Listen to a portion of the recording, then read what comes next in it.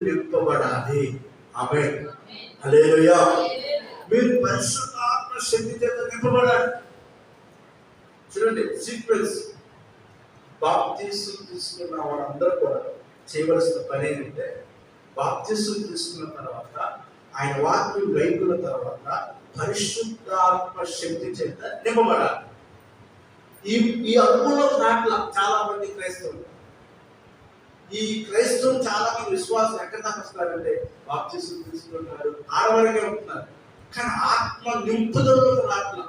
ఈ ఆత్మ నింపుదలలోకి ఎప్పుడైతే వస్తారో ఏ శ్రమ వచ్చి తొలగలుగుతారు, ఏ పోరాటం వచ్చి తొలగుతారు. ఎందుకంటే పరిశుద్ధాత్మ దేవుని మనల్ని ఆదరిస్తాడు. అందుకే యెహోషువ అన్నాడు, ఆదరణకర్తగా తండ్రి నా నామములో పంపు పరిశుద్ధాత్మ మీ మీదకి వచ్చి మీకు సమస్తం బోధింపు చేస్తాడు, మిమ్మల్ని సత్యంలో నడిపిస్తాడు.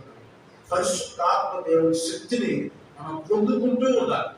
ప్రతి రోజు ఆ శక్తి చేత నింపడాలి. ఈ శిష్యులు యేసు ప్రభువుని పట్టుకుంటే అందరూ పారిపోయారు. ఒక్కరు కూడా మిగలరు. పేతురు 3 సార్లు అబద్ధం ఆడాడు. మరి ఇదే పేతురు దేవుడి ఆత్మ చేత నింపబడిన తర్వాత ఏం చేశాడు? యేసు ప్రభువే నిజమైన దేవుడు, మీరు ఆయన చంపారని అందరి మధ్య నిలబడి సాక్షి చెప్పారు. హల్లెలూయా. ఆ ధైర్యం ఎక్కడొచ్చింది, ఆ శక్తి ఎక్కడొచ్చిందంటే ఈ పునరుద్ధాన పరిశుద్ధాత్మ శక్తి. హల్లెలూయా.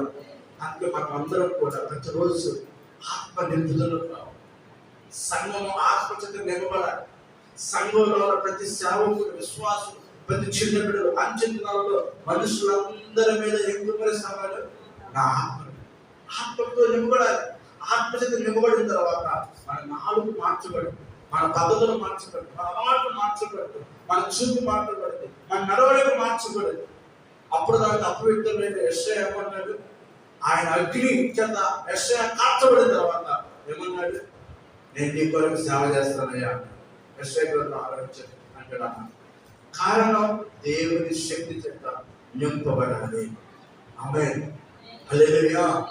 దేవుని ఆత్మ చేత అందరం నింపబడాలి. ఇంకా నింపబడాలి. కొలత లేని ఆత్మ చేత ప్రతి రోజు నింపడాలి. ప్రతి దినం కనిపెట్టి ప్రభువా నీ ఆత్మ చేత నింపండి. మీకు విషయం తెలుసా? ఆత్మ ఉన్నవాడికి ఆత్మ లేని వాడికి సింపుల్ చెప్తున్నాను. జాగ్రత్తగా ఆత్మ నింపుదల ఉన్నవాడికి ఆత్మ నింపుదల లేని వాడికి సూచన తెలుసా? ఆత్మ నింపుదల ఉన్నవాడు అన్నిటినీ వివేచిస్తాడు.